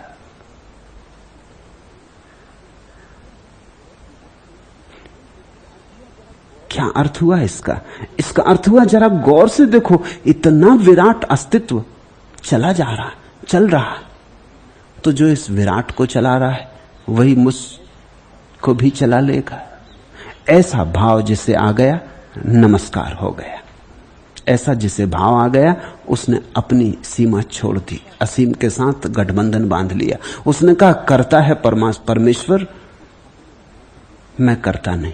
उसने अपने मैं का जो केंद्र था वो विसर्जित कर दिया। उसने कहा तूने ही पैदा किया, तू ही श्वास ले रहा, तू ही भोजन पचाता, तू ही भोजन को खून बनाता, तू ही जवान करता, तू ही बूढ़ा करता, एक दिन तू ही उठा ले जाएगा। जब सभी तू कर रहा है तो बीच में हम करता क्यों बने? तू सभी कर, हम सिर्फ होने देंगे, हम करता ना रहेंगे, हम केवल उपकरण हो जाएंगे, निमित्त मात्र। तेरी धारा हमसे बहे जैसे बांसुरी वादक की धारा बहती है बांस की पोंगरी से। बांस की पोंगरी सिर्फ खाली स्थान है जहां से स्वर बह सकते। हम बांस की पोंगरी होंगे। कबीर ने कहा है यही कि मैं बांस की पोंगरी हूं। तुम गाओ तो गीत बहे, तुम न गाओ तो गीत चुप रहे। मैं न गाऊंगा, मैं न गुनगुनाऊंगा, मैं बीच में न आऊंगा। ऐसी जो भाव दशा है वही नमस्कार है, वही नमन है, वही समर्पण है। कहो श्रद्धा, कहो प्रार्थना, भक्ति, आस्तिकता, जो भी कहना हो। लेकिन सार सूत्र की बात इतनी है कि कर्ता परमात्मा है, हम कर्ता नहीं है। कर्तव्य से पैदा हुए दुख रूप सूर्य से जला है जिसका अंतर्मन। ऐसे पुरुष को शांत रूपी अमृत धारा की वर्षा के बिना सुख कहां? नहीं, तुम्हारे कमाए सुख न कमाया जा सकेगा। शांत रूप वर्षा तुम्हारे ऊपर बरसे। तुम्हारी कमाई नहीं है शांति, तुम केवल द्वार दे दो और प्रभु वर्षे तुम्हारे भीतर भर जाए। देखा तुमने, वर्षा होती पहाड़ पर, पहाड़ खाली का खाली रह जाता क्योंकि पहले से भरा है। फिर वही वर्षा नीचे आती, गड्ढों में भर जाती और झीलें बन जाती, मानसरोवर निर्मित हो जाती। क्यों झील भर जाती? क्योंकि झील खाली थी। जो खाली है वो भर जाएगा, जो भरा है वो खाली रह जाएगा। तो अगर तुम अपने अहंकार से बहुत भरे हो कि मैं करता, मैं धरता, मैं ये, मैं वो, अगर तुम्हारे भीतर ये सब बातें भरी हैं तो तुम खाली रह जाओगे। परमात्मा बरसता है लेकिन तुम झील ना बन पाओगे। तुम खाली हो तो उसकी अमृत धारा तुम्हें भर दे, और तभी है शांति। कुतः प्रसम पीयूष धारा सारमृते सुखम। उसकी अमृत धारा की वर्षा के बिना किसको शांति मिलती? शांति तुम्हारे करने का परिणाम नहीं है, तुम्हारे अकर्ता हो जाने की सहज दशा है। यह संसार भावना मात्र है, परमार्थता यह कुछ भी नहीं है। भाव रूप और अभाव रूप पदार्थों में स्थित स्वभाव का अभाव नहीं। यह संसार भावना मात्र है। इस संसार में तुम जो देख रहे हो वैसा नहीं है, क्योंकि तुम्हारे पास देखने वाली कोरी आंख नहीं। तुम्हारी आंख किन्हीं भावनाओं से भरी, तो तुम्हारी भावना प्रक्षेपित हो जाती। संसार के पर्दे पर तुम वही देख लेते हो जो तुम देखना चाहते हो या देखने को आतुर हो। इसे थोड़ा समझने की कोशिश करना। तुम वही नहीं देखते जो है उसे तो वही देखता है जिसके भीतर बोधोदय हुआ, जिसके भीतर परमात्मा की किरण उतरी, जो जागा। तुम तभी वही देखते हो जो देखना चाहते हो। ऐसा समझो, एक आदमी भूखा सो गया तो रात सपना देखता है कि राजमहल में भोजन पर आमंत्रित हुआ है। न कोई राजमहल है, न कोई भोजन है, लेकिन भूखा आदमी भोजन के सपने देखता है। देखेगा। तुमने अगर कभी उपवास किया हो तो तुम्हें पता होगा, न किया हो तो करके देखना। महत्वपूर्ण अनुभव है उपवास का नहीं, रात भोजन में सपने का। जो भी तुम्हारे जीवन में वंचित रह गया है और वासना बनी रह गई, तुम रात सपने में उसे दोहरा लेते हो। लेकिन तुम्हारा दिन भी तुम्हारी रात से बहुत भिन्न नहीं है, होगा भी नहीं। तुम्हारी रात है, तुम्हारा दिन है। वही मन रात में है, वही मन दिन में है। दिन में जरा तुम होशियारी करते हो, रात में बिल्कुल होशियारी छोड़ देते हो। मगर दोनों में कोई गुणात्मक भेद नहीं, परिमाण का भेद है। तुम वही देख लेते हो जो तुम देखना चाहते हो। मैं एक मित्र के साथ गंगा के किनारे बैठा था। अचानक मित्र उठा और उसने कहा कि रुके, मुझसे ना रहा जाएगा। ये स्त्री जो तट के किनारे बाल संवार रही, उसे मैं देख के आऊं, सुंदर मालूम होती। मैंने कहा देखाओ, क्योंकि भाव उठा है तब रुकना ठीक नहीं। वो वहां गया, वहां से सिर पीटता लौटा। मैंने कहा मामला क्या है? वो कहने लगा वो तो एक साधु है। पीठ थी हमारी तरफ, साधु महाराज के बड़े बाल, सुंदर देह थी। सिर पीटता लौट आया। मैंने कहा क्या मामला हुआ, क्या स्त्री कुरूप निकली? उसने कहा स्त्री ही ना निकली, कुरूप भी निकलती तो भी ठीक था, मगर स्त्री ही ना निकली। कोई साधु महाराज। इन साधुओं के कारण भी बड़ी झंझट है, वो कहने लगा। कब साधु का इसमें क्या कसूर है? तुम्हारी धारणा तुम आरोपित कर लेते। साधु को तो बेचारे को पता भी नहीं है, तुम्हारे लिए उसने ये आयोजन भी नहीं किया है। इस संसार में तुम्हारी जो वासना है उसका प्रक्षेपण होता रहता है। यह संसार तुम्हारी वासना, तुम्हारी भावना का प्रक्षेपण है। जिस दिन तुम भावना शून्य हो जाते, उसी दिन दिखाई पड़ता वह जो है। तब तुम बड़े चकित होगे। अनंत अनंत चीजें जो कल तक दिखाई पड़ती थी एकदम खो गई, अब दिखाई ही नहीं पड़ती। एक महिला ने संन्यास लिया। महिला जैसी होनी चाहिए वैसी महिला उनके घर में रुकता था कभी कभी, तो नहीं तो कम से कम 300 साड़ियां तो उसके अलमारी में होंगी ही। बहुत दिन तक वो रुकती रही, बार बार कहती कि और तो मुझे कोई अड़चन नहीं, साड़ियों का क्या होगा। मैंने उससे कहा कि देख, अगर यही भाव रहा तो मर के साड़ी होगी। साड़ियों का क्या होगा? साड़ियों का जो होना होना होगा। तू नहीं थी तब साड़ियों का कुछ हो रहा था, तू नहीं होगी तब भी साड़ियों का कुछ होगा, बांट दे। आखिर उसने हिम्मत कर ली, संन्यास ले लिया। अब तो गेरिक वस्त्र बचा, अब इतनी साड़ियों का कोई उपाय न रहा। कोई 3 महीने बाद उसने मुझे आके कहा कि बड़ी हैरानी की बात है, पहले मैं बाजार से निकलती थी तो मुझे 1000 कपड़े की दुकानें दिखाई पड़ती थी, अब नहीं दिखाई पड़ती। पहले कपड़े की दुकान दिखाई पड़ जाती तो मैं फिर जा ही नहीं सकती थी, 1000 काम छोड़ के भीतर जाती थी, जब तक देख ना लूं कि कोई नई साड़ी तो नहीं आ गई, कोई नया कपड़ा तो नहीं आ गया। लेकिन अब अचानक कुछ ऐसा हो गया है। मैंने कहा अचानक नहीं हो गया है, कारण से हुआ है। अब गैरिक वस्त्र ही पहनना है तो और वस्त्र पहनने का भाव गिर गया, बचा नहीं भाव, तो उसकी खोज बंद हो गई। खोज बंद हो गई तो अब कपड़े की दुकान में क्या अर्थ है? चम्हार को बिठा दो सड़क के किनारे, वो सिर्फ तुम्हारे जूते देखता, वो तुम्हारा चेहरा देखता ही नहीं। उसको सारी दुनिया जूतों से भरी, जूते चल रहे, जूते आ रहे, जूते जा रहे, अच्छे जूते, बुरे जूते, गरीब जूते, अमीर जूते, पढ़े लिखे, गैर पढ़े लिखे, सब जूते। उसे कुछ और दिखाई नहीं पड़ता। मुल्ला नसुद्दीन पकड़ लिया गया, हवालात में बंद कर दिया गया। मैं गया उसे देखने, मैंने कहा बड़े मियां ये मामला क्या, कैसे पकड़े गए? उसने कहा सर्दी जुकाम के कारण। मैंने कहा सर्दी जुकाम के कारण? सर्दी जुकाम था, मैं परेशान हूं, मुझे पकड़े जाना था, तुम्हें किसने पकड़ा? उसने कहा कि अब समझो बात पूरी। एक आदमी के जेब में मैंने हाथ डाला, सर्दी जुकाम के कारण पड़ाक से छींक आ गई, धर पकड़ा, वहीं पकड़ा गया। चोरी के कारण नहीं पकड़ा गया है, वो सर्दी जुकाम के कारण। आदमी अपने हिसाब से कारण भी खोजता, कारण भी सत्य नहीं होते, कारण में भी और कारण होते, कारण के भीतर कारण होते। तुम जो कारण बताते हो वो सच नहीं होता। तुम बेटे पे नाराज हो रहे हो, कोई तुमसे पूछता मत हो नाराज, तुम कहते नाराज ना होंगे तो ये सुधरेगा कैसे, लेकिन कारण के भीतर कारण होंगे। जरा गौर से देखना, इसको सुधारने में सच में तुम उत्सुक हो, या कि तुमने कुछ कहा था और उसने माना नहीं, इसलिए अहंकार को चोट लग गई। अब तुम अहंकार का बदला ले रहे, मगर छिपा के ले रहे, आड़ में ले रहे। कहीं ऐसा तो नहीं है कि सुधारने से कोई संबंध ही नहीं है। दफ्तर में मालिक तुम पे नाराज हो गया था और मालिक से तुम नाराज ना हो सके क्योंकि वो जरा महंगा सौदा था। क्रोध भरा चला आया, अब घर में कमजोर बच्चे को देख कर निकल रहा है। जो मालिक पे निकलना था वो बच्चे पे निकल रहा है। जरा गौर से देखना, कारण के भीतर कारण है।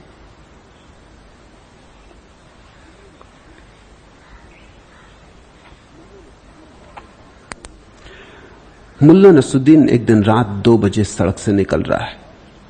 एक पुलिस वाले ने उसे पकड़ा और कहा कि महानुभाव, रात के 2 बजे तुम कहां जा रहे हो? तो उसने कहा भाषण सुनने। कमाल है, उस कांस्टेबल ने कहा रात के 2 बजे भाषण सुनने? कौन बैठा भाषण देने को यहां 2 बजे रात? होश की बातें करो, पी पा के तो नहीं चल रहे हो?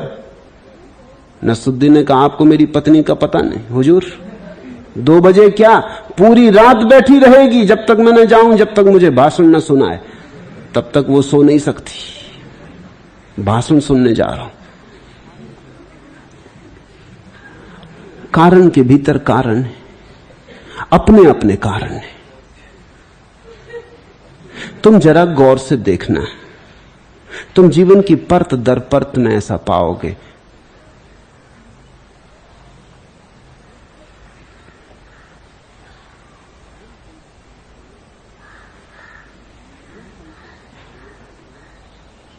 यह संसार भावना मात्र है।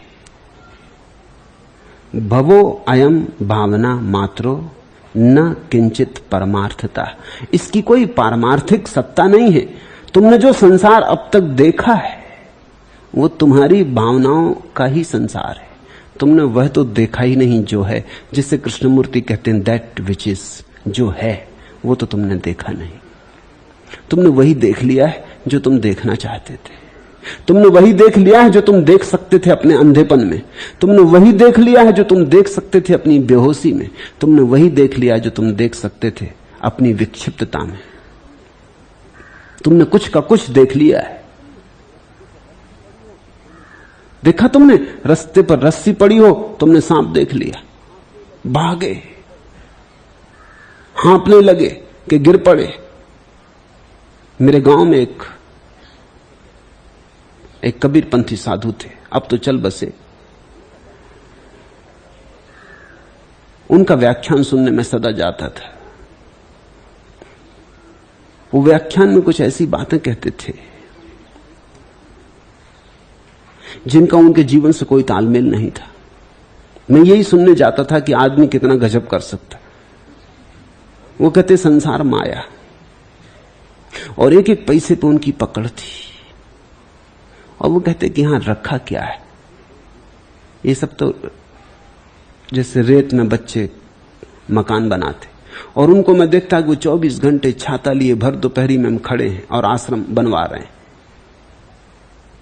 सोचता बड़ा मजे की बात है, भर दोपहरी में खड़े रहते हैं, पसीना चूता रहता, और ये रेत के घर बना रहे हैं जो गिर जाने वाले। मामला क्या है? इतने परेशान क्यों हो रहे हैं?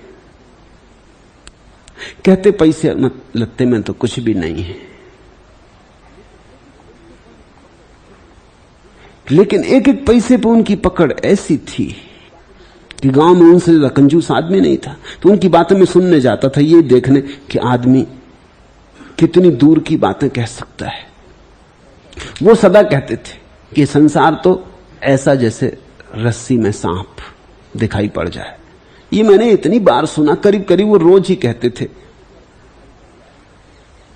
रज्जू में सर्प दिखाई पड़ जाए ऐसा।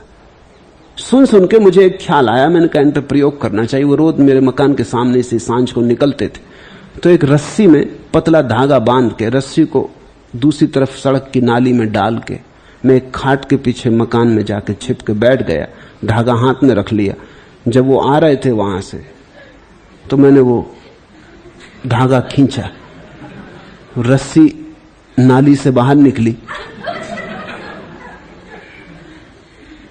वो तो ऐसे भागे कि कोई 5-7 कदम पे उनकी लुंगी फंस गई और गिर पड़े।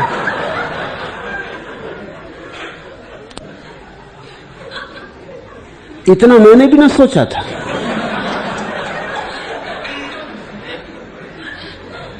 और मैं पकड़ भी लिया गया क्योंकि सारी भीड़ इकट्ठी हो गई। और मेरे पिता ने मुझसे पूछा, ये तुमने किया क्यों? बूढ़े आदमी हैं, हाथ पैर टूट जाए, कुछ हो जाए, ये कोई मजाक की बात है? मैंने कहा मैंने किया भी नहीं, इन्हीं ने सुझाव दिलवाया। ये रोज कहे जाते। आखिर एक सीमा होती सुनने की भी। मैं सुनते सुनते थक गया, तो मैंने ये सोचा कि कम से कम इनको तो ना दिखाई पड़ेगा। इनको भी दिखाई पड़ गया, ये भूल ही गए।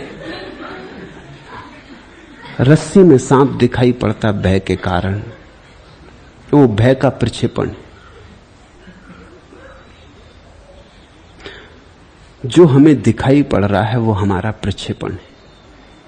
जब अष्टावक्र जैसे मनीषी कहते हैं कि संसार ब्रह्मवत है, माया है, तो तुम ये मत समझना कि वो ये कह रहे हैं कि झूठ है। वो इतना ही कह रहे हैं जैसा है वैसा तुमने नहीं जाना, कुछ का कुछ जान लिया है, कुछ का कुछ दिखाई पड़ गया। क्योंकि भय है, लोभ है, मोह है, क्रोध है, ईर्ष्या है, जलन है, 1000 तुम्हारे भीतर पर्दे, उन पर्दों में से सब विकृत हो जाता है। कुछ सीधा सीधा दिखाई नहीं पड़ता। आंख साफ सुथरी नहीं, बहुत धुएं से भरी है। भवो अयम भावना मात्रो न किंचित परमार्थता। ये संसार जो तुम जानते हो तुम्हारे पास है, ये सिर्फ तुम्हारी भावना है। किसी को पत्नी मान लिया है, किसी को बेटा मान लिया है, किसी को अपना, किसी को शत्रु, किसी को मित्र, सब मान्यता है। कौन तुम्हारी पत्नी? 20-25 वर्ष तक एक दूसरे से अपरिचित जिए, फिर एक दिन कोई पंडित बिठा दिया कुंडली तुम्हारी दोनों की। ये पंडित अपनी ही कुंडली बिठा नहीं पाए। इनकी और इनकी पत्नी का जरा दर्शन तो करो जाके कि क्या चल रहा है। और ये हजारों की कुंडली बिठाए जा रहे हैं।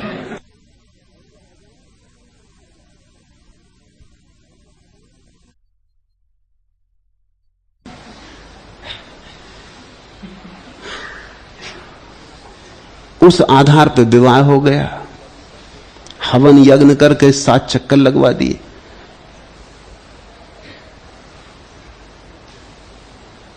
एक सज्जन मेरे पास आए, उन्होंने कहा कि बड़ी मुश्किल में पड़ गया हूं, अब विवाह हो गया, भांवर पड़ गई, 7 चक्कर लग गए और बनती तो बिल्कुल नहीं है। ऐसा कष्ट झेल रहे हैं दोनों कि जिसका कोई हिसाब नहीं। तो मैंने कहा तुम उल्टे चक्कर क्यों नहीं लगा लेते? 7 खत्म करो मामला, ये चक्कर ही का मामला है ना। ऐसे लगाए थे, अब वैसे लगा लो। गांठ बन गई, गांठ खोल लो, करना क्या है? इसमें इतने परेशान क्यों हुए जा रहा है? 2 जीवन क्यों खराब किए ले रहे हो? नहीं, वो कहते हैं अजी ये कैसे हो सकता। अब जब बन सकते हैं साथ डालने से, तो खुल क्यों नहीं सकते? मेरी समझ में नहीं आता। तुम्हारे जीवन के जो राग, संबंध, आसक्तियां, द्वेष, उन सब से जो जाल है उसको ही संसार कह रहे हैं। ये संसार भावना मात्र है, परमार्थता यह कुछ भी नहीं। भावरूप अभावरूप पदार्थों में स्थित स्वभाव का अभाव नहीं। बस एक चीज यहां सच है और वह है तुम्हारा साक्षी भाव, तुम्हारा स्वभाव। कुछ है, कुछ नहीं भी है। कुछ नहीं को तुमने है जैसा मान लिया है, कुछ है को तुमने नहीं जैसा मान लिया है।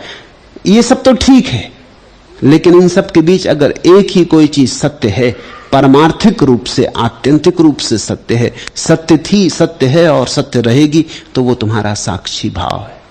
इसलिए उसको ही खोज लो। बाकी उलझाव में कुछ भी बहुत अर्थ नहीं है।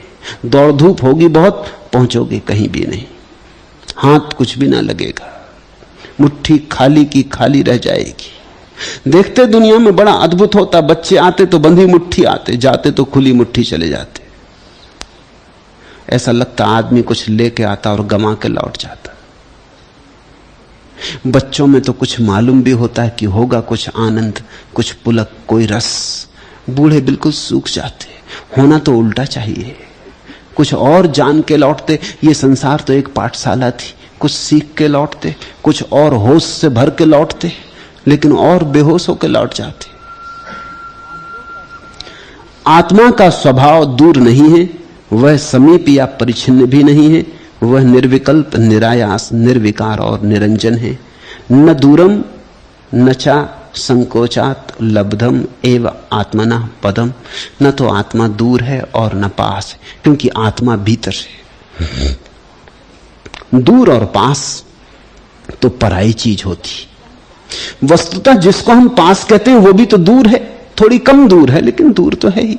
कोई मेरे से 5 फीट दूर बैठा, कोई 10 फीट, कोई 15 फीट, कोई 1000 फीट, कोई 1000 मील, कोई करोड़ मील, मगर दूर तो सभी हैं। जिसको हम पास कहते हैं वो भी तो दूर है। पास भी तो दूर को ही नापने का ढंग हुआ। पास होके भी कौन पास हो पाता? ज्ञानी तो कहते हैं ये देह भी दूर है, बहुत पास है, पर इससे क्या फर्क पड़ता है? सिर्फ चैतन्य, तुम्हारा साक्षी भाव, तुम्हारे भीतर जलती बोध की अग्नि, वही मात्र तुम हो। वह ना तो दूर न पास, न दूरम न चा संकोचात लब्धम एम आत्मना पदम। वह जो आत्मा है, वो जो स्वभाव है आत्मा का, या आत्मा में छिपा जो परमात्मा है, न दूर न पास, न प्रगट न अप्रगट, निर्विकल्पम निरायासम निर्विकारम निरंजनम। वह निर्विकल्प है। विचार खो जाएं अभी तुम जान लो, निर्विकल्प हो जाओ अभी तुम जान लो। निरायास, उसको जानने के लिए आयास भी नहीं करना, प्रयास भी नहीं करना, प्रयत्न भी नहीं करना। निरायास, वो तो मिला ही हुआ है, तुमने उसे कभी गंवाया नहीं। इसलिए तुम जरा जाग जाओ तो पता चल जाए कि खजाना सदा से पड़ा है।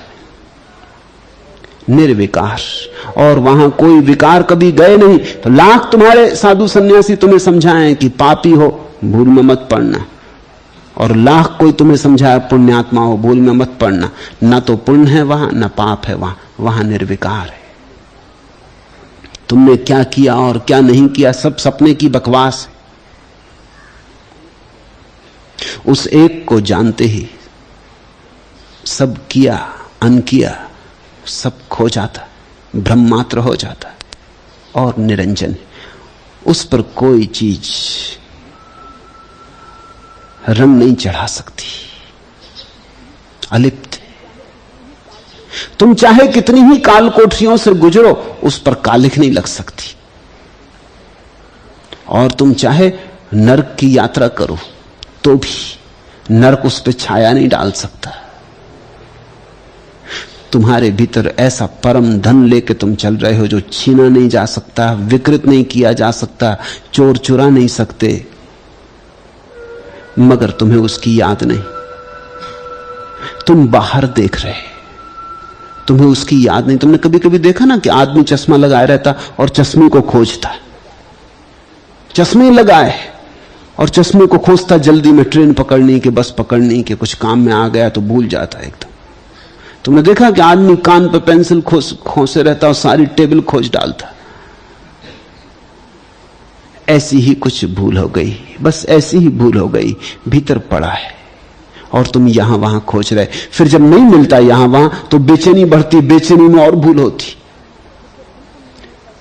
फिर जब बिल्कुल नहीं मिलता, कितने ही दौड़ते हो, मीलों की यात्रा करते हो, जन्मों जन्मों की यात्रा, और नहीं मिलता तो बहुत घबरा जाते हो। उस घबराहट में और होश खो जाता। जरा बैठो, ध्यान का इतना ही अर्थ है, जरा बैठो, दौड़ो मत, खोजो भी मत, जरा शांत होकर बैठ जाओ।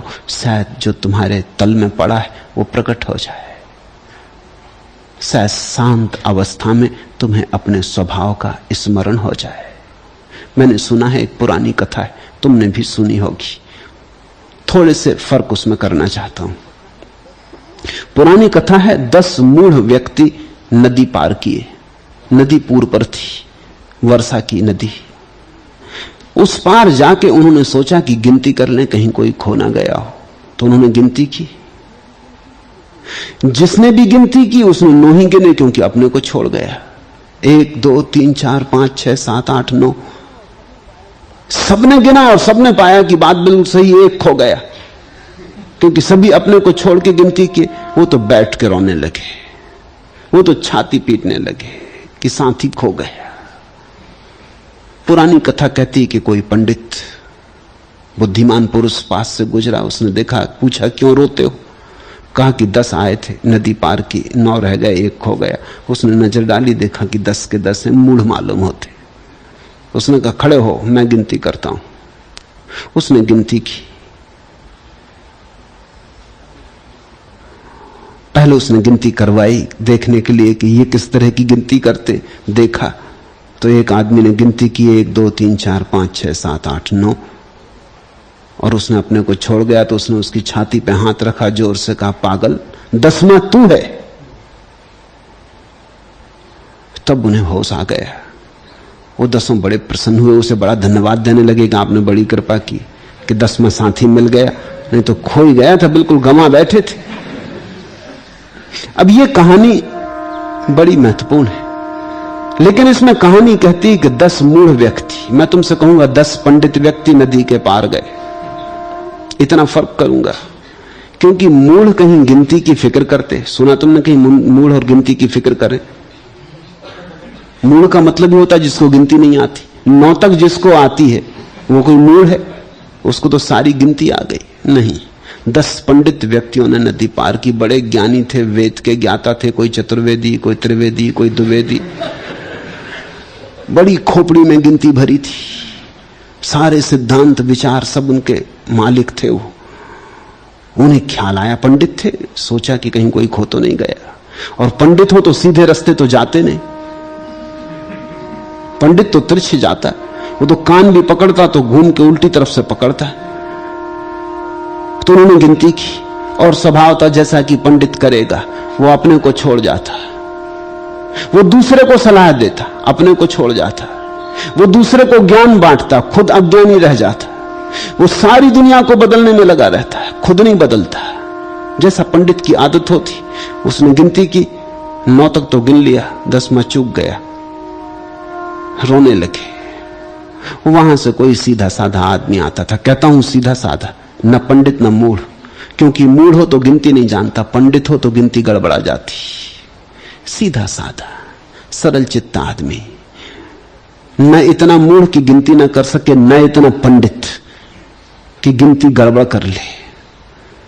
दोनों अतियों से मुक्त, कोई बुद्ध पुरुष मध्य में ठहरा हुआ, दोनों अतियों के पार, मध्यम निकाय पर, ठीक संतुलित, न पंडित न मूढ़। ये दोनों तो असंतुलन है। मूढ़ बिल्कुल नहीं जानता और पंडित जरूरत से ज्यादा जान लेता। दोनों बीमारियां हैं, एक बाएं झुक गया, एक दाएं, दोनों गिरेंगे। ठीक तो वही है जो रस्सी पर बीच में संभला। कोई सीधा साधा आदमी आता था, उसे देख के बड़ी हंसी आई कि पागल क्यों रोते हो, और ये देख के और भी हंसी आई कि सब बड़े पंडित हैं।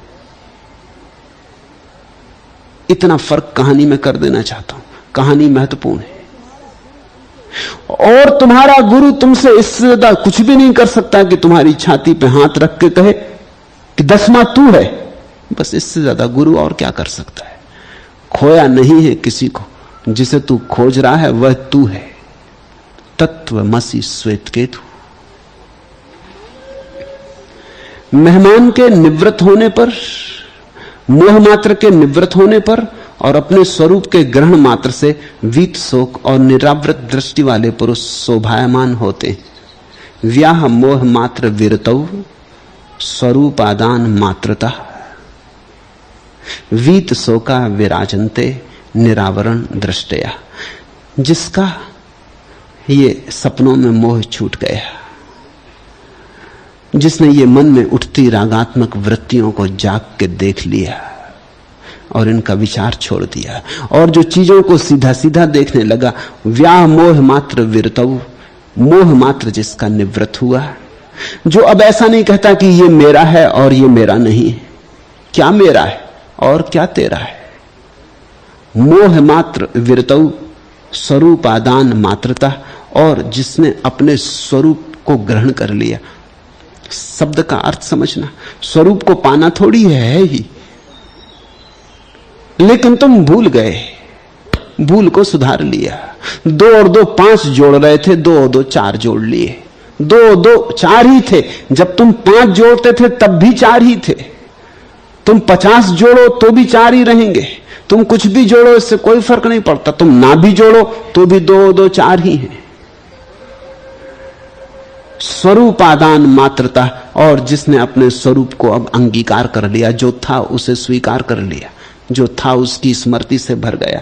वीत शोका विराजन्ते निरावरण दृष्टया, वो सारे दुख के पार हो जाता है और एक ऐसे सिंहासन पर विराजमान हो जाता है जहां निर्मल दृष्टि है, जहां सब निर्मल है, निर्विकार है।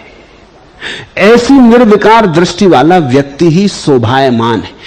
हमने इस देश में ऐसे व्यक्ति की ही महिमा गाई है। धन की नहीं, पद की नहीं, सम्राटों की नहीं, साम्राज्यों की नहीं। हम तो एक ही साम्राज्य पे भरोसा करते हैं, वो है भीतर का, स्वभाव का, स्वच्छंद, स्वयं के गीत का।